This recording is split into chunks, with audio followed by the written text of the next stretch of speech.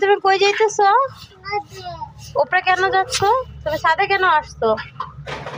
কেন আসছো তুমি ছাদে বলো? আম্মু দি তোমাকে খুঁজতেছি, তুমি কোথায়? তুমি ছাদে চলে আসছো কেন বাবা?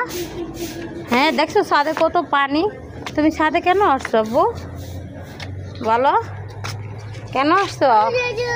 হ্যাঁ সেটা তো বুঝছি, ছাদে এত পানি, দেখো তো কত ময়লা পানি পড়ে আছে। হ্যাঁ তুমি এখানে ছাদে কেন আসছো আব্বু বলো? ছাদে আসাটা তোমার ঠিক হয় নাই তো, কেন আসছো? এই ছাদে আসছো কেন আম্মু? আম্মু যে তোমাকে খুঁজতেছি, ফারজিৎ কোথায়, ফারজিৎ কই চলে গেছে, তুমি আম্মুকে বলে আসছো? কখন বললা বলো তো? এদিকে তাকাও, তুমি কখন বলছো আম্মুকে? আম্মু তো শুনি নাই, কখন বলছো? বলছো উপরে যাও, এটা বলছো? হ্যাঁ এই দেখো তো এখানে কত ময়লা পানিগুলো, এই পানির ভিতরে যে তুমি আসছো, পড়ে গেলে কি হবে? হ্যাঁ বাবা, ছাদে আসাটা ঠিক হয় নাই তো। কেন আসছো তুমি ছাদে, কেন আসছো? আমি মিয়াও? কোথায় আমি মিয়াও? হ্যাঁ আব্বু, তুমি ছাদে এভাবে চলে আসলো কেন?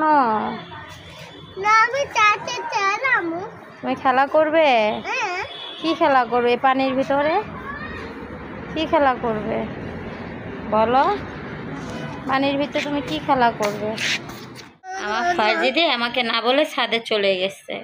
আমি এখান থেকে বাসা খুঁজতেছি যে আমার ছেলেটা কোথায়, কিন্তু সে আমাকে না বলে চলে গেছে ছাদে।